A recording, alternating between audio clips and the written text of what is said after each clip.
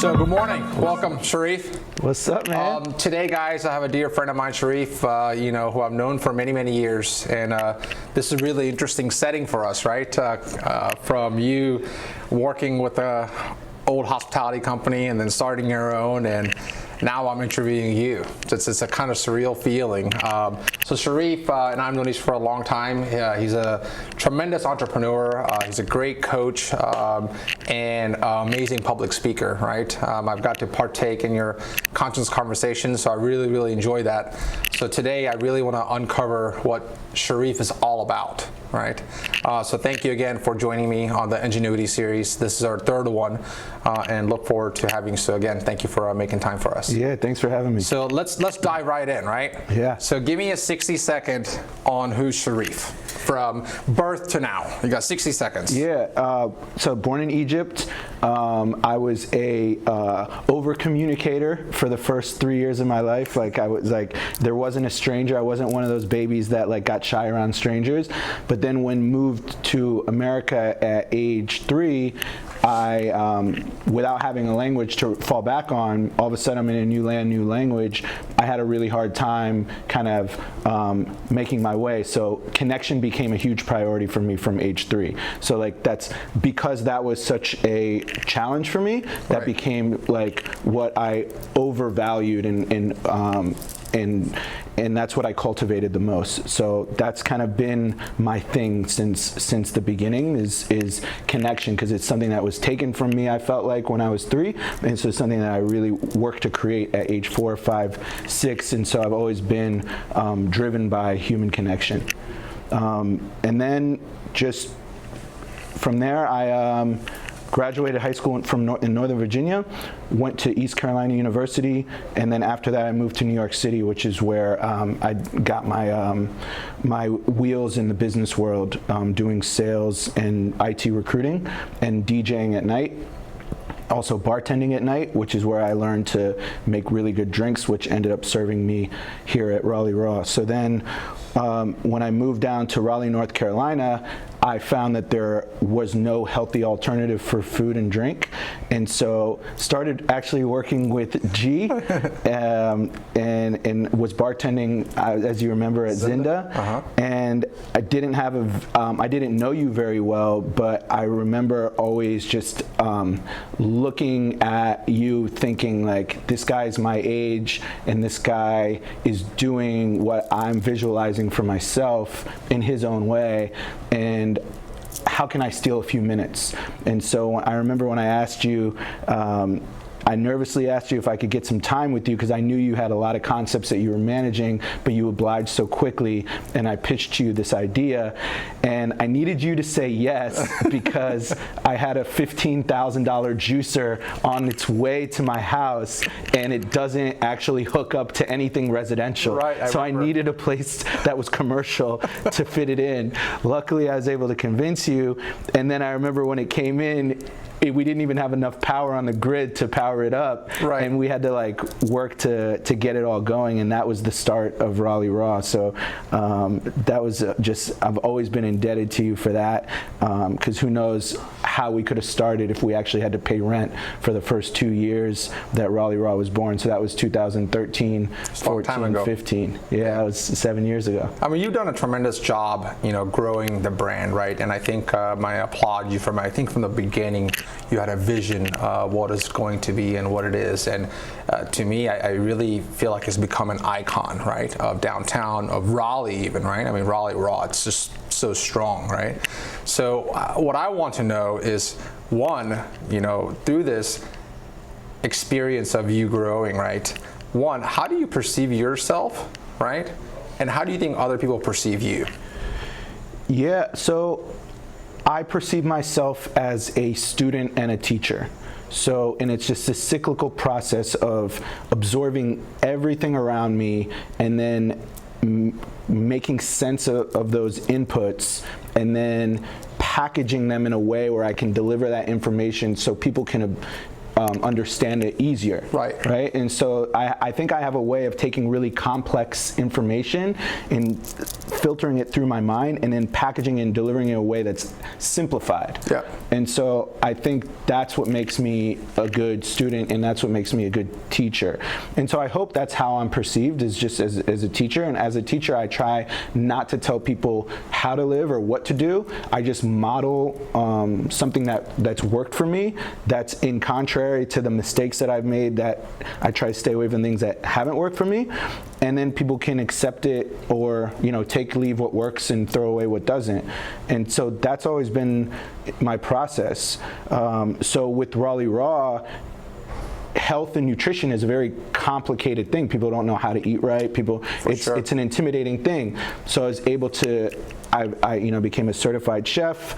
I studied everything there was to know about micronutrients, and then lately I've been diving more into macros, and so then I can create a menu it meets you where you're at. If you're keto, if you're paleo, if you're vegetarian, if you're pescatarian, whatever it is, that's what I've been able to do. And then infusing the human connection side of it. Right. That way we're more than just a product, and we're also a human emotional experience, which a lot of people shy away from, because on a spreadsheet there's no way to track that. Right? Yeah. And I know that's hard for you, because you're a spreadsheet guy. And so I don't think if I had investors, I would have been given permission to lay so hard into the stuff that you can't really track. Sure. The human stuff, not the non-numerical stuff. But now that we're in this pandemic, I'm seeing it pay dividends. No, that's absolutely. I really feel like it's what's kept us alive. I think that, we all have a way of learning, and, just seeing you grow from the years that we've known each other, it's amazing. And we sometimes try to be mindful of how do we come off and who we are, and be confident in who we are. So it's not a constant internal battle, right? Because who wants to be feeling this person inside, but outside you're casting out to be somebody else, and it's a constant challenge, right? It's an internal battle that we face, and I face that myself a lot, but there's certain things that allows individuals to be the way they are and be confident in who they are. So that being said, what do you feel like is your superpower? What makes Sherif a superhuman being and able to achieve what you've achieved so far? Yeah, so I completely agree with you. I think that it's really, it's anxiety inducing when you change the way you present in the world based on how you're hoping you get received. And I think we all do that as young ones coming up in the world, because we want to, it's an inherent primal need for acceptance. Right. And as you get older and you become aware and conscious of that, what I have found has been a correction to that, is to just dial in your own core set of values. So for me, it's, to answer your question, superpowers are what I consider to be the most important things in my life, which is my values. Right. So there's, as I said before, being a student and a teacher. So that one superpower is observing my inputs and then delivering them in a way that makes sense to people. And then I think the other one is empathy. And meaning, not just sympathizing with someone, but actually feeling what they feel. And so understanding what the customer is feeling when they associate with the business, and then that obviously has benefits in relationships as well. So I think those are two of my important values, and I think that those can be translated as superpowers. Yeah, I think that's tremendous, and it takes time for an individual to actually discover that, right? It's not something that's written on the wall, or let me compute this in a calculator and here's an output, this is what you are, right? So all that comes through experience and then traveling through that journey, right? Yeah. So a question that I have is through that path, through that journey, what have you learned that's completely shocked you about yourself? Yeah, I think that when you you're right about it takes a while for you to understand what your values are and to turn them into strengths. I think a lot of people subconsciously are aware of those values, but when you're not consciously aware and you're only subconsciously aware, they show up as weaknesses.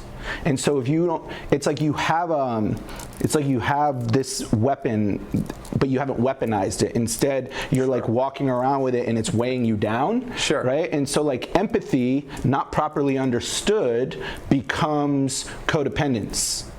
Right? So like really feeling somebody's pain, but not being conscious about how to weaponize it, meaning like use it for good, then it becomes that you literally become a martyr to lost causes, and you start jumping on other people's grenades, and you start helping people at your own peril. Right. So I think that we get so caught up in like, why am I this way? And I wish I could be different. Well, look on the underside of what's like your behaviors that you might be ashamed of. It might actually be your gifts if you just examine the corollary to that same behavior. And so that was the process for me, is like there is these things about me that I almost resented and I wanted to change, and I felt different from everybody else because I had this heightened sense of empathy and this heightened desire to connect, and then everyone kind of trampled all over me as a kid because of these behaviors. But then when I understood these are actually strengths and I can use them consciously and I can use them to my advantage, and then it became very different. No, it's great, and again, self-discovery is a magical place, and we get in that rut of just doing the same thing over and over again where we don't get a moment to reflect, right? And the analogy that I stumbled upon is, we're so connected with our phone, and I feel kind of naked not having my phone right now, but the last 2 episodes my phone rang, so I was like, let me try to put this away, right? So if you take that analogy of a phone, we're so dependent on it, we charge it every night to make sure that I have enough juice in it to communicate with the world. And it's in that same retrospect, human bodies are the same way. We don't allow ourselves to recharge, right? It's a constant go, go, go, go, go. And you find yourself drained and you wonder why, because you're not really giving yourself that time to sit back and reflect and to understand, how and what's going to make you most optimal, right? Yeah. And that goes into creating discipline, goes into creating habits, and it doesn't happen overnight.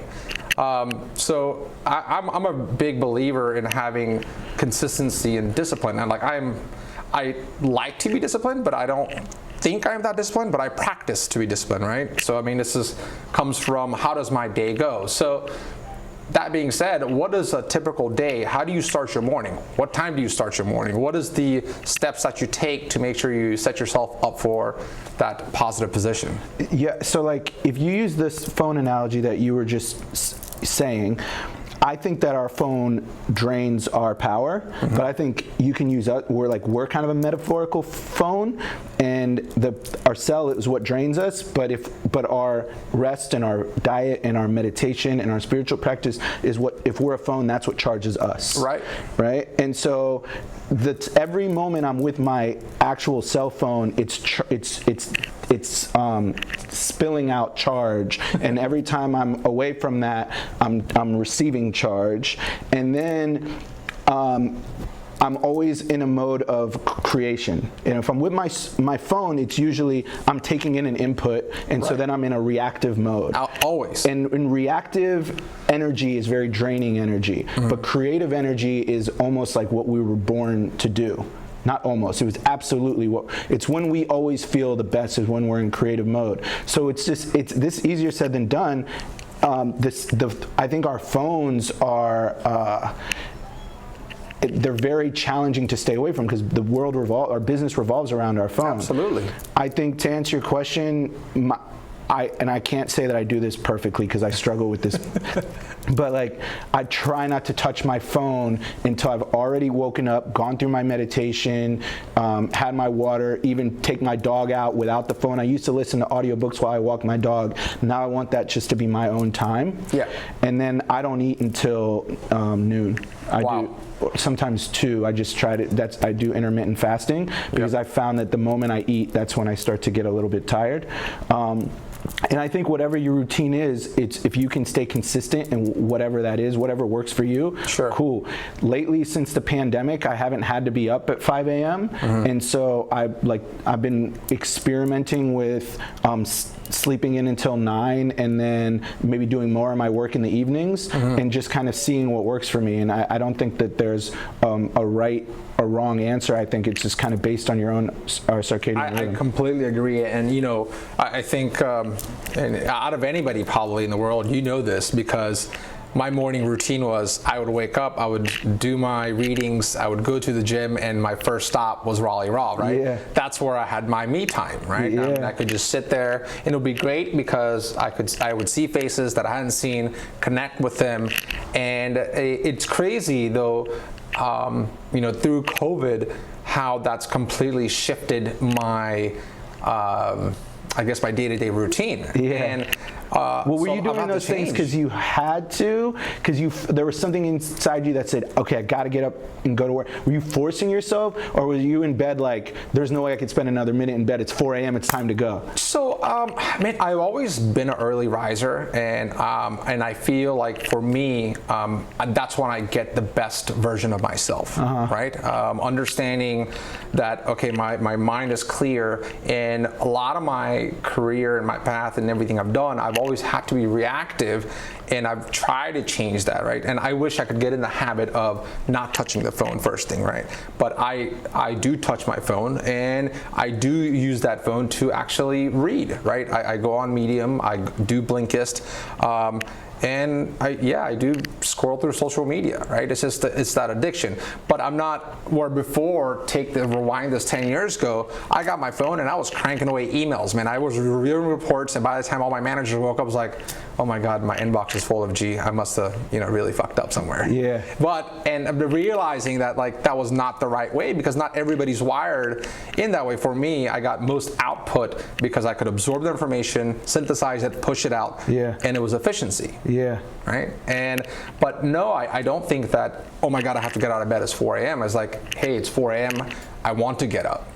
I want to get up. So how has this pandemic changed your daily habits? So now, one, gym has really suffered, right? I like to be around people, right? I really like to engage with individuals. So not being able to go to the gym, not being able to go to heat and get that 5 o'clock class in and be ready to go to the office by 6:30. Yeah. Now I'm like, okay, I still wake up early, but now I'm just doing messaging and doing more reading, and it's more relaxed atmosphere than regimented way. But I really enjoy the regimented way because that's just how I operate. I don't think that's necessary for everybody, and people still find it to be ludicrous that I wake up at the time I wake up. But that's just what I enjoy. But I can't work at midnight, right? There's some people who I know are night owls, right? Yeah. They get their best creativity after 8 p.m. I'm like, by 8 p.m., man, I'm done. Yeah. Like I'm in bed hanging out with my kids, and I want to be in bed by 10:30 at the latest 11. Yeah. So it's different. It's different for everybody, right? Sure. But there's certain things that we have to do that allows us to be our optimal, right? And I think for me it was that discipline and waking up in the morning, going to work out, doing a little bit of reading, and Raleigh Raw, and then the rest of my day came. Yep. So what do you do, or try to do at least on a daily basis, that allows you to give your best output? Intermittent fasting, so not going near food until afternoon is one. Prayer, first thing I do in the morning is prayer and meditation, and then just kind of visualize the day that I'm intending to have. And then I do like a manifestation process, which is I actually feel the feelings that are correlated with that visualization. Mm-hmm. So if I'm visualizing that I'm going to have a meeting with someone or sit here and having a conversation with you, I'm feeling what a successful conversation or like a fruitful, beneficial conversation is going to feel like. Right. So because your body can't tell the difference between the real experience and the imagined experience. Mm-hmm. And so when you imagine the experience, it tends to bring it into the reality. So I have that little practice, and then I get time with the dog, and then I get my workout in, And I feel like if I can just have that happen for the first 2 hours I'm awake before I touch any obligation, Sure. then I'm going to be set for a really good day.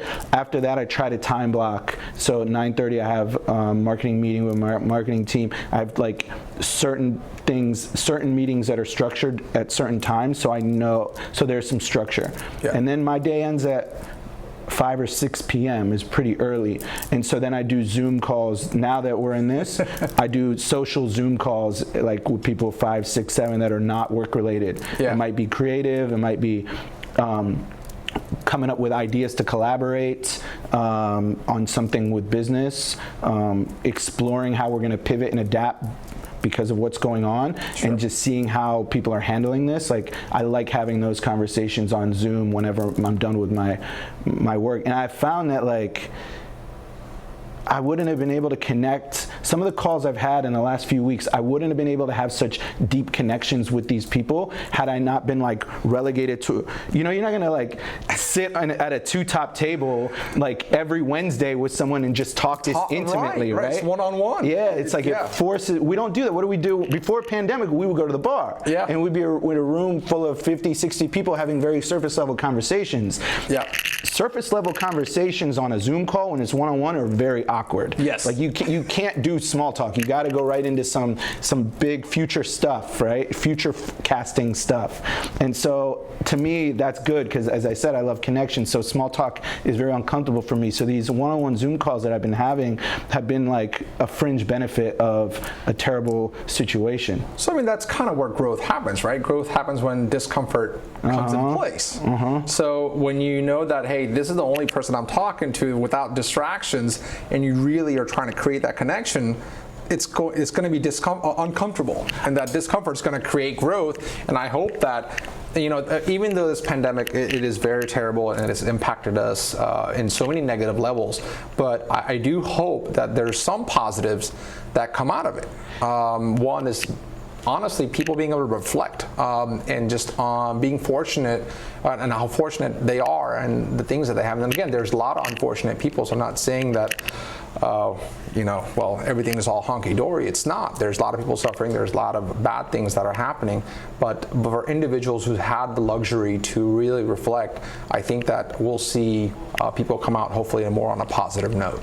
Yeah, you know? I think that there'll at least be a lot of self-awareness that comes from this. There's whatever, if you're experiencing challenges or you're navigating through this pretty well, no matter what your situation is, you're learning a lot about yourself right now. Absolutely. Like, I mean, so there's a fine balance between work and life, okay? And I tend to think that I try to practice it, but I know I really suck at it, right? Because my passion and my love for work is what brings me joy, right?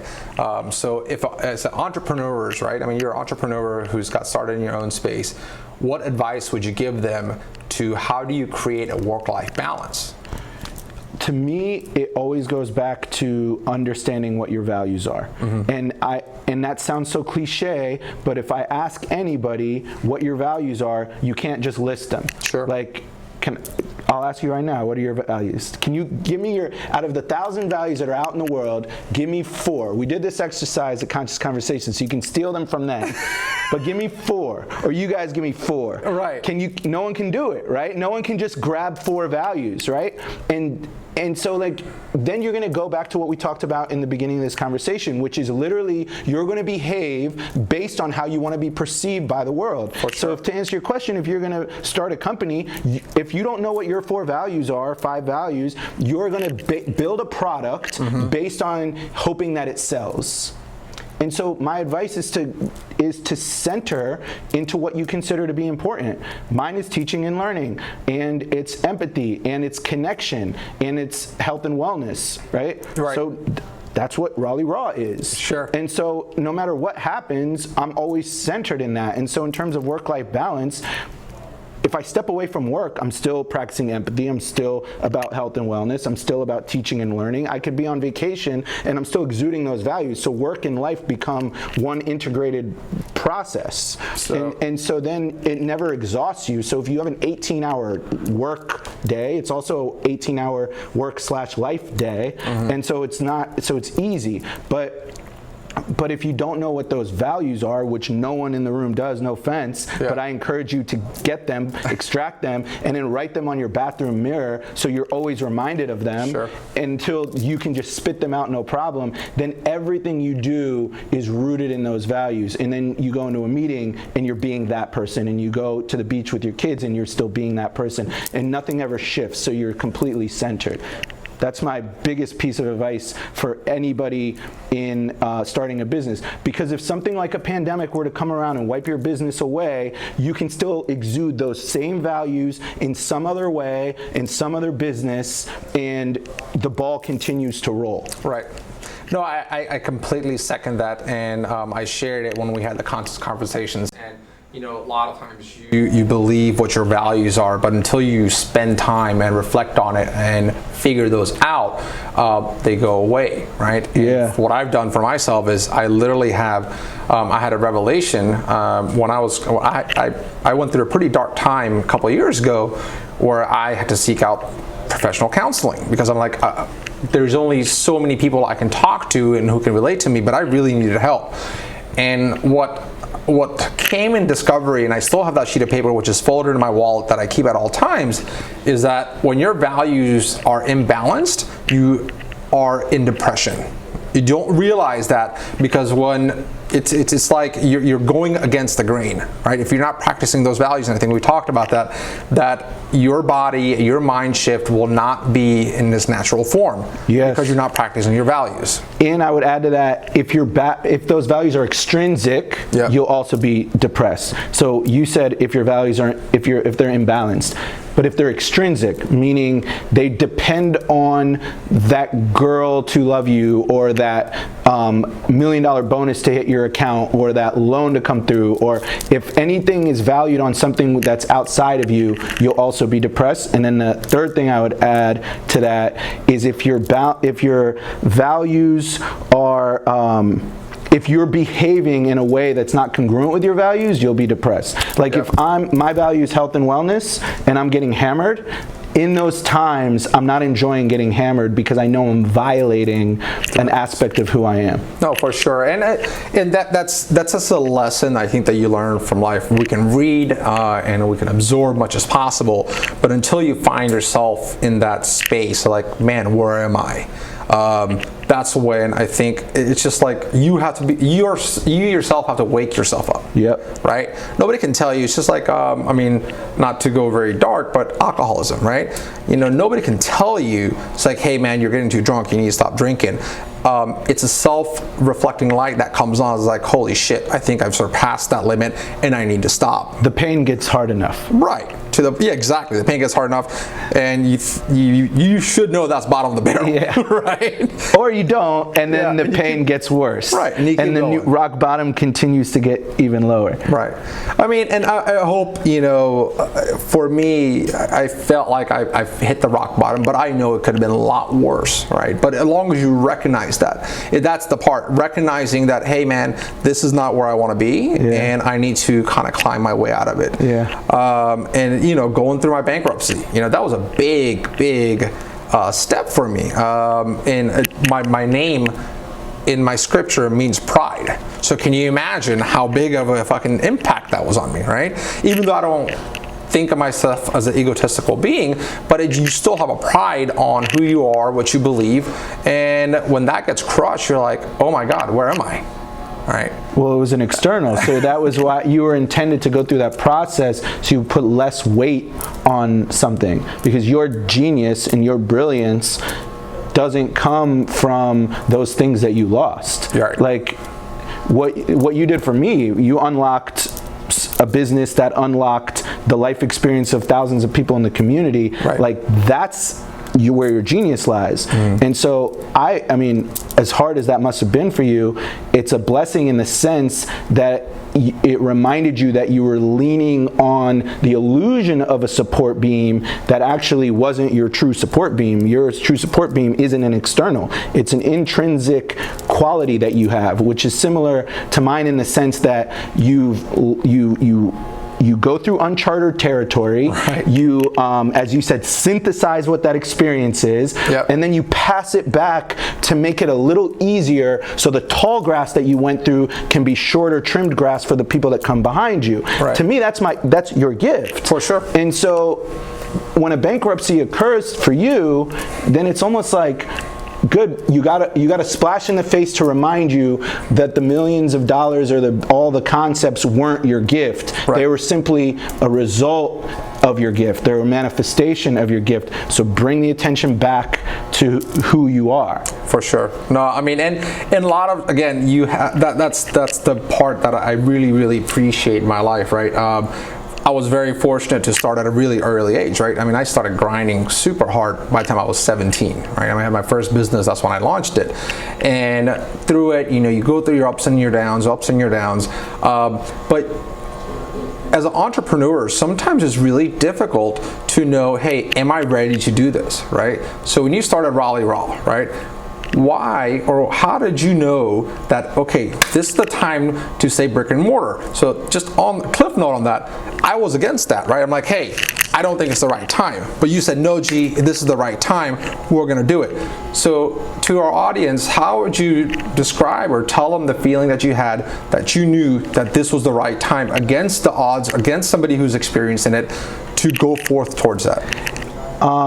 I think that to me, I approach life like a game of Jenga, and when so I'm like, it's intuition. So my eyes are closed. I'll push a block. It doesn't push through the tower. Right. So then I go around the side, and then I'm like, oh, okay, I got some. This one's moving. Right. And so the block that was not moving was vending machines. Yep. Right. And it was like they weren't.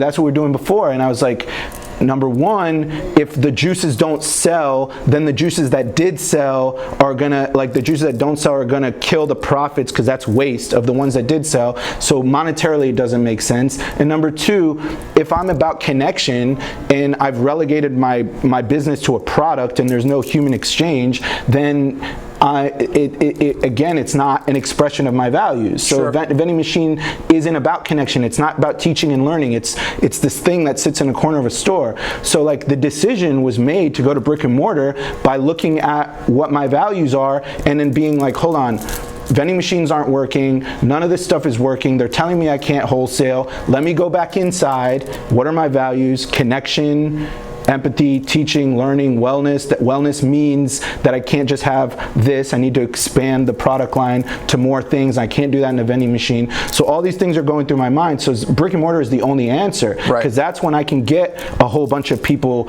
in one room. And that's why that's why it feels that way when you walk into Raw. It's like a bar setting, and it's like the music is loud. It's an expression of my values. And so I think a lot of it is the market ready, but then also the market doesn't know what it wants all the time when you're bringing something that's new to the market, right? Like when Henry Ford said, if I would have asked people before he invented the first car ever, Henry Ford said, if I would have asked people what they wanted, they would have, in terms of a type of car, they were asking, why didn't you go get feedback as to what kind of car they wanted? He goes, if I would have asked people what they wanted, they would have told me faster horses. That's right. Right? No one was ready for what he was going to bring to the market. And it was an expression of what he felt was important. And so to me, it was like no one understood. Even my partner at the time, she was playfully making jabs at how are you going to sell raw fish at the same place as cold pressed juice? We have a sushi bar with a DJ and juices, and I don't blame her. It didn't make sense, but it did in my mind because I could see it. Right. So you can see it. You can visualize it. I can visualize it. Yeah, I mean, when entrepreneur, I think one thing that makes us unique is that we typically don't, like, let's see how cold the water is, right? We just kind of dive in. And it's because that innate feeling that you have, and that feeling, in my opinion, comes from experience. One, you understanding, again, your values, where you're at, and three, your ability to execute, right? Just because somebody else doesn't see it, I didn't see it. Right? And I've been in the hospitality game. And one of the things that you've been able to do really well is deliver the purpose behind your vision, right? And I'm still amazed at the buy-in, right? I mean, you can feel the energy when you go to Raleigh Raw, or you can feel the energy when you're at conscious conversation. So, being in the hospitality business, being an entrepreneur, being a public speaker, how you carve that piece of it out where you're able to create this buy-in, because that's a gift in itself. And the answer is that I'm not concerned with the buy-in. Right. Because it's an external. It's just, I'm just expressing what I consider to be important. If it doesn't hit, it doesn't hit. Mm-hmm. I mean, with Raleigh Raw, when we opened the store, we had a third of our sales for an entire year. It wasn't hitting. People didn't know what matcha was. People didn't know what kombucha was. People had never heard of poke. Do you know what saved it? It was 2016, and guess what came on the scene in full force that year? Okay. Instagram. Oh, Instagram. And that's what saved our company. That's so right. I don't get a whole lot of credit. Honestly, we would have probably never hit if a bunch of beautiful people around the age of 20 to 25 weren't coming in and taking photos of our beautiful food and making it cool. It would have just been a labor of love for me. It would have just been an expression of my values for me. And I would have been content to live that life. And so that's the answer is, I create buy-in because I'm disconnected from the buy-in. I don't care about the outcome. I'm disconnected from the outcome. It's always just been a intrinsic expression of what I consider to be important. If people buy in, then that's just a benefit. And paradoxically, that energy is what makes people buy in. It's the need for people to love you that pushes them away. For sure. That kind of the thought that resonated in my head is doing a lot of readings, that this comes up a lot, don't chase the money, chase the purpose, and it will come to you. That's it. And this has really, really come to me in full circle, because when I was down my career, right, I was constantly chasing the money. What's next, right? Because it's almost, being an entrepreneur is a disease. Let's be real, right? Once you get a taste of it, you're like, holy shit, what's next, right?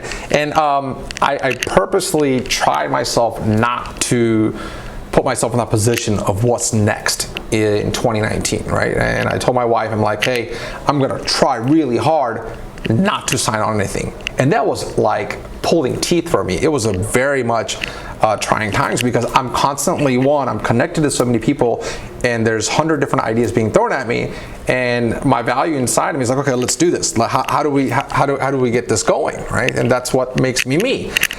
So it was really, really challenging to go through that, but not doing that and just really figuring out, okay, where do I find my inner happiness?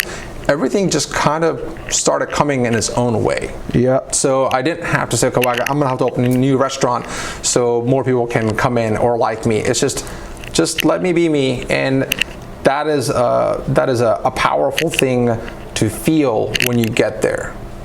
So I'm gonna go ahead and be raw right now, and so we can cut this out if it's too personal. It's all good. But you didn't invite me on here to bite my tongue, so I'm just gonna say this.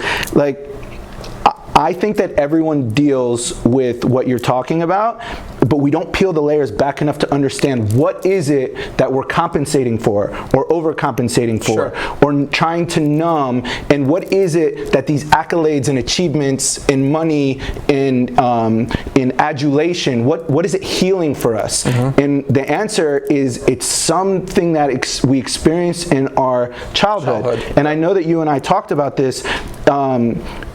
You came from an extremely, what they called you, the slum dog millionaire. You came from the slums in Italy, right? I mean, in India, and then And there was also a process of you working very hard. It was an impossible task of gaining your father's love and acceptance. Right? I remember you mentioned to me once that you don't remember him saying, "I love you." Right? And what that can do to, and I was just watching The Last Dance with Michael Jordan, and one of the fiercest competitors of all time. Same thing with him.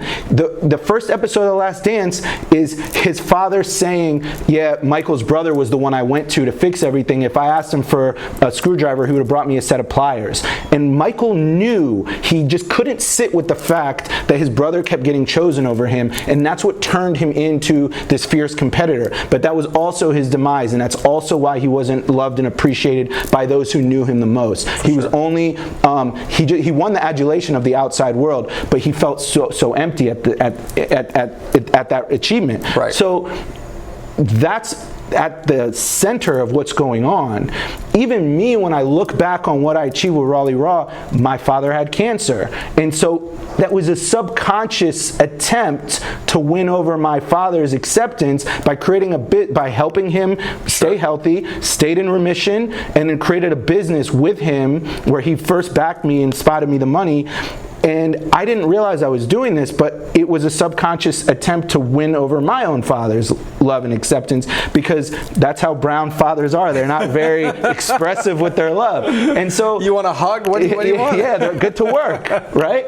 And so there's nothing wrong with it, and we shouldn't have much shame for it, but we should be conscious of it, because then if you're not conscious of it, it's subconscious, and you're always trying to gain the next outside thing to quell the anxiety that comes from a lack of acceptance and approval that's just coming from our old childhood pattern. And so when you're sitting with your wife and you're saying, "Okay, I'm going to try to not do another project," you're going to be shaking like this, because the project isn't the issue. It's the anxiety and the desire for acceptance and approval that we have to go back to our old childhood self and reconcile that.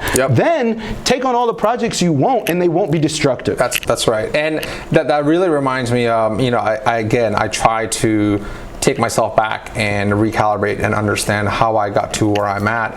And you are living in a prison, right? You're living in these four walls with that thought, and you're in a constant internal battle, and you can't break the jail if you live within those walls. And those walls are formulated by your childhood and your upbringings. As much as you want to say, we want to, I want to actually live present from the future, but your past still has elements that actually formulate your present, right? It still has a hold on you. Until you go back mentally to your 4, 5, 6-year-old self, and then let them know that we're good and reconcile, not suppress, but like integrate yourself with that person, with that little kid, and then bring them into the future with you, and then you step forward. That reminds me of one of the conscious conversations, and I thought I was going to be the only one when I opened my eyes that was going to be crying like a little baby. But we did that exercise, really sit down, breathe, and go back to your childhood and give your child a hug and say, "Hey, it's going to be okay." And I just had waterfall coming out of my eyes, "Oh my God, I'm going to look like such a wimp, but it's okay, it'll be fine." And I woke up, everybody was in it. Everyone. Because it's the acceptance of your former self, and that's the way it's morphed you, and it's very challenging. It's really, really powerful stuff. So we were just not aware of it. Because we don't remember what it was like in every little moment when you went to the cupboard and your parents said, "Don't get that," or "Don't do that." How do most of our parents correct us and raise us? By telling us what not to do. Absolutely. Right? So when you're every time you express yourself, you're being told, "Don't do this, don't do this." Your identity starts to become denied, and then you can't form your own identity. You don't realize it. It's all happening in very subtle ways. That's why people aren't aware of it.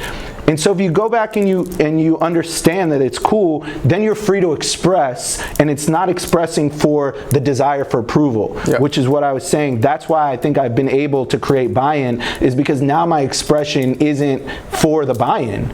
It's an expression is just because I've got fullness in me, and I just want to give it out. You know, there was a reason I wore this shirt today. It's a spiritual hustle, because I knew that we're going to go down this path. But man, listen, I really admire everything that you've been able to accomplish from the days when you started working with me and our times of, you know, sitting at the old echelon office and going through P&Ls and talking about how we're going to squeeze more juice out of this bottle, to you launching this amazing brand. So I applaud you for it, and I really want to say thank you for sharing everything with us on this inGenuity series. And this is the kind of information we're really trying to push out, because there's a lot of you know, podcasts and video casts that people are doing, which are great, but how do we get to the bottom of the thing, and how do we really give somebody that when they watch it, like, holy shit, I actually got something? And if we can impact one person from doing this, then I feel like I've done my job. So I really appreciate you taking the time. But before we go, I always have to ask this question, right?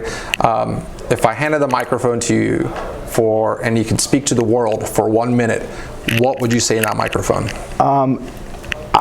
Actually, what you just said a moment ago, where we were in your conference room and you were mentoring me, and you said to me, I wanted to open many more stores. Right. And you said to me, there's more juice to squeeze out of your bottle. Right. And that was huge for me, because it reminded me that I was going against what I've been talking about all morning today, which was I was thinking about I saw a little bit of money, right, and I was like, I want to 10x this. Right. And what you said was squeeze more out of what you have. Yep. And since that moment, I've never thought to open another store, and that there's so much magic in what we have. That doesn't mean don't scale, but I think if I had to say anything, it's remember why you're doing it, and zero in on why you're doing it, not the results, because once you get caught up in the seduction of the results of your purpose,